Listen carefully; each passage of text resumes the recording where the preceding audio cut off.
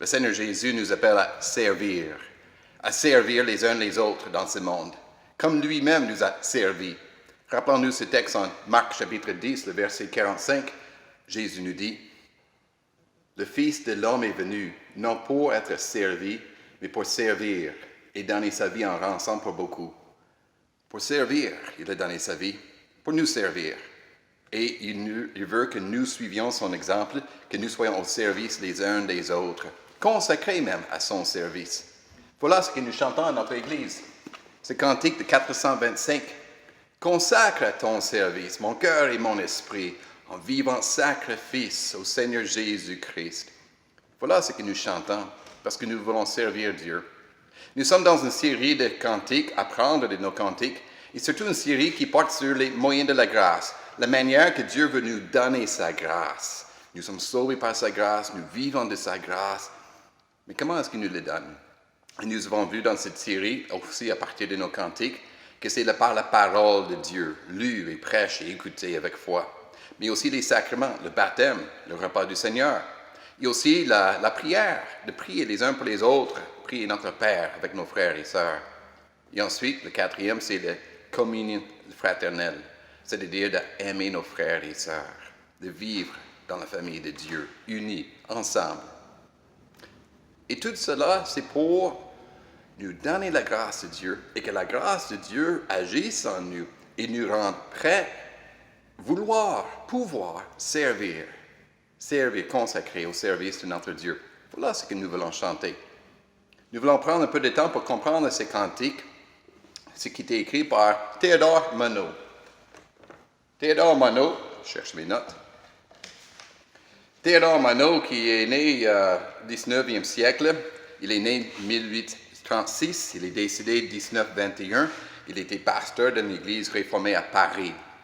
La famille Monod est une famille de grande importance dans le monde francophone, et même dans le monde francophone religieux et monde francophone tout court. Pendant 3 siècles, la famille Monod a produit au cours de ces siècles 26 pasteurs protestants, 43 médecins, 2 prix Nobel de médecine, 24 professeurs, incluant un naturaliste et explorateur, Théodore Monod. Si vous faites Google Théodore Monod, c'est lui que vous allez trouver. Mais lui, c'est le fils du compositeur Théodore Monod que nous étudions. La famille Monod, d'origine vaudoise, est née, ça commence surtout au 18e siècle, avec Jean Monod et son épouse, Louise de Connecq, d'origine hollandaise. Alors, un plus pour les Hollandais. Jean Monod et Louise avaient 13 enfants, grande famille. Jean Monod lui-même était un pasteur à Paris, très reconnu, grand renommé. Et lui et ses fils, 3 de ses fils sont devenus pasteurs, quoique il y avait une différence théologique entre les deux. Jean Monod, le patriarche, avait une tendance plus libérale, l'emphase sur la morale chrétienne, tandis que les fils étaient influencés par le réveil du 19e siècle, un réveil qui avait un retour à l'orthodoxie des enseignements, mais aussi un retour, disons, évangélique.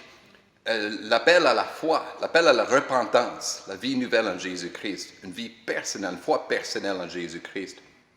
Il y avait, par exemple, les 3 fils de Jean Monod, qui étaient pasteurs, Frédéric Monod, Adolphe Monod, connu pour son livre « Les Aïeux », les adieux, voilà, ça c'est différent.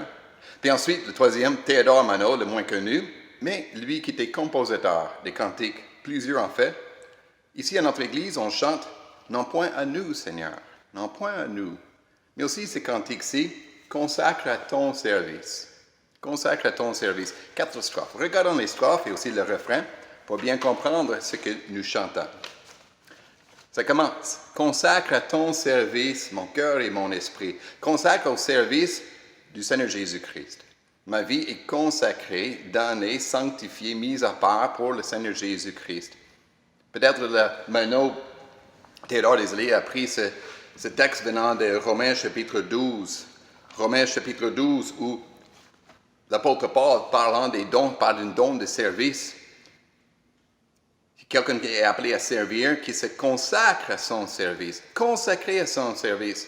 Mais peu importe les services qu'on a, on est tous appelés à consacrer notre vie à Dieu. qui soit un sacrifice à Dieu.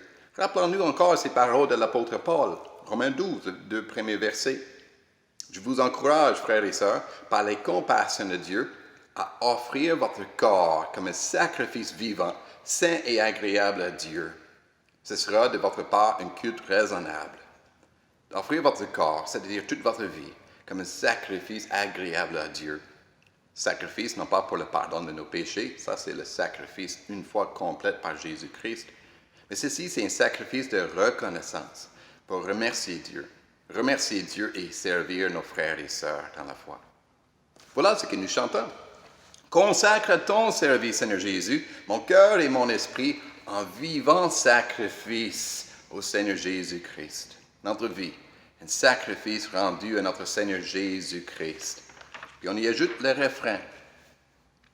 Accepte mon offrande, ô Jésus, Fils de Dieu, et que sur moi descende la flamme du Saint-Lieu. Le refrain, c'est une prière. On veut être consacré à Dieu, puis on demande au Seigneur Jésus de l'accepter, de bien recevoir. On s'adresse à Jésus comme notre prêtre qui va recevoir le sacrifice que nous lui offrons. On va lui demander de le bien accepter. Et que la flamme descende sur nous. Il y a ici dans ce texte une référence, une allusion au sacrifice dans le tabernacle et aussi le temple de l'Ancienne Alliance. Qu'il y avait les fidèles qui arrivaient au tabernacle ou l'autel, le temple, pour offrir un sacrifice, puis le présentaient au prêtre, le grand prêtre, en lui demandant d'offrir le sacrifice sur l'autel et mettre la flamme dessus pour que ça soit offert à Dieu, l'Éternel Dieu, le Père. Nous, d'une manière, si on prend la même image, notre vie est offerte à Jésus-Christ. Et nous lui demandons, lui, notre grand prêtre, acceptez mon offrande. Prenez mon offrande et mettez la flamme dessus pour que ça soit offert à Dieu. Quelle flamme? Et la flamme du Saint-Esprit. Même les enfants, on se souvient, le jour de la Pentecôte, le don du Saint-Esprit, il est descendu comme une flamme, symbole du Saint-Esprit. Ou encore dans ce texte en 1 Pierre, non, désolé, 2 Timothée, je me suis trompé. 2 Timothée, l'apôtre Paul dit ceci, chapitre 1, le verset 6. Je te rappelle, ranime la flamme du don de Dieu que tu as reçu lorsque j'ai posé les mains sur toi. En effet, ce n'est pas un esprit, Saint-Esprit, ce n'est pas un esprit de timidité que Dieu nous a donné, mais un esprit de force, d'amour et de sagesse. Ranime la flamme du don de Dieu, c'est-à-dire ce don, le Saint-Esprit qui est la flamme. Le Saint-Esprit qui est en nous comme un esprit de force, d'amour, de sagesse pour bien servir Dieu et nos frères et sœurs dans la foi. Et tout cela, nous demandons au Seigneur Jésus-Christ qui nous donne son esprit pour le servir. Alors, accepte mon offrande, ô Jésus, Fils de Dieu, grand prêtre, et que sur moi descende la flamme du Saint-Lieu, la flamme du Saint-Esprit qui descend de la présence de Dieu dans mon cœur, dans ma vie, et que ma vie soit ainsi un sacrifice consacré à notre Seigneur. On arrive au deuxième strophe, la deuxième strophe, désolé. Je retrouve la feuille. Deuxième strophe. J'abandonne ma vie sans regret ni frayeur à ta grâce infinie, ô mon libérateur. J'abandonne ma vie. Si je vais faire le sacrifice, je dois dire non à moi-même pour dire oui à Seigneur Jésus-Christ. Un rappel de l'appel de Jésus. Jésus qui dit, portez votre croix et suivez-moi. Il faut abandonner votre vie pour gagner la vie, perdre votre vie pour gagner la vie nouvelle en Jésus-Christ. Alors j'abandonne ma vie sans regret ni frayeur. Pourquoi? Parce que la grâce infinie de mon libérateur, la grâce infinie, l'apôtre Paul, Éphésiens chapitre 2, verset 7, qui parle de l'infinie richesse de la grâce de Dieu. L'infinie richesse de la grâce de Dieu par laquelle il nous sauve. Si on considère la richesse de Dieu, puis la richesse de notre vie qui est vraiment pauvreté spirituelle et éternelle, on est prêt à sacrifier la richesse de notre vie contre l'infinie richesse de la grâce de notre Sauveur. On lui demande ça comme notre Rédempteur, notre Libérateur, et on chante encore que sa flamme descende sur nous. Troisième strophe,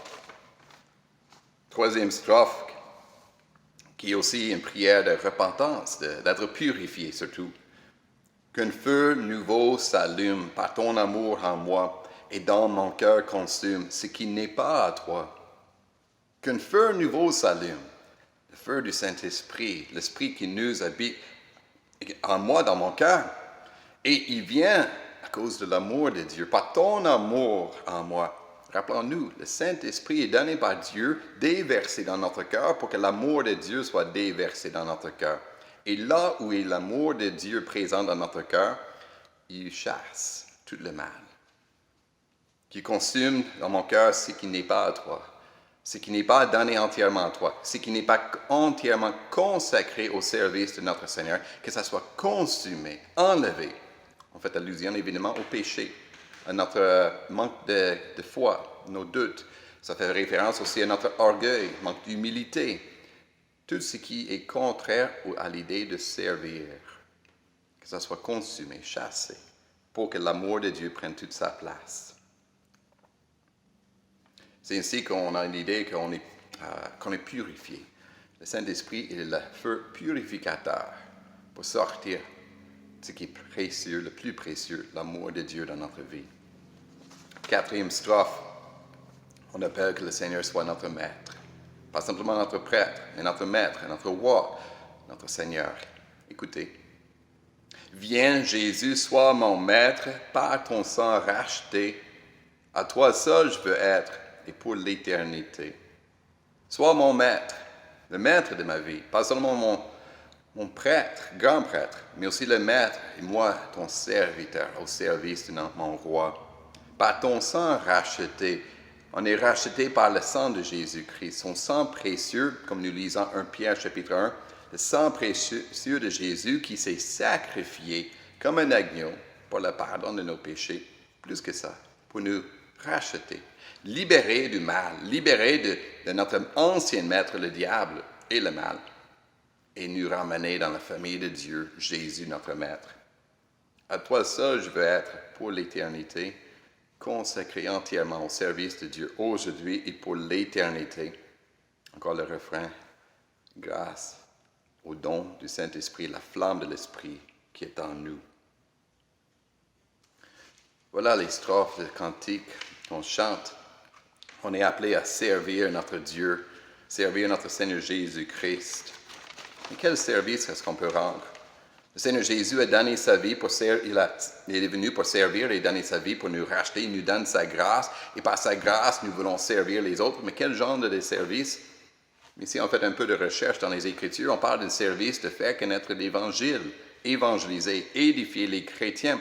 L'apôtre Paul le dit en Philippiens chapitre 2, le verset 17, et qui parle de son service de faire connaître l'Évangile et d'édifier l'Église est un sacrifice, un service de la foi des croyants. Il n'y a pas seulement l'évangélisation et l'éducation, il y a aussi nos offrandes, nos dons, l'argent qu'on donne. Ça aussi, Philippiens 4, verset 18, est un sacrifice que Dieu, notre Père, accepte. C'est pour faire connaître la bonne nouvelle de Jésus. Ensuite, il y a le sacrifice de notre louange, par lequel nous confessons le nom de Jésus-Christ et le faire connaître. C'est Hébreux chapitre 13, verset 15, qui dit que notre louange, notre cantique, notre chant est une confession. Plus que ça, c'est un sacrifice de louange, bien reçu par Dieu, notre Père. Il y a aussi le sacrifice de simplement faire le bien. Toujours Hébreux chapitre 13, le verset 16, que nous sommes appelés à faire le bien, de nous entraider, car c'est à de tels sacrifices que Dieu prend plaisir. De bien servir nos frères et sœurs, comme le Seigneur Jésus nous a bien servis par sa vie. Voilà notre désir. Voilà notre désir pour que notre vie soit entièrement un sacrifice agréable à Dieu et joyeux pour nous tous. Alors, écoutez, chantez ce beau cantique.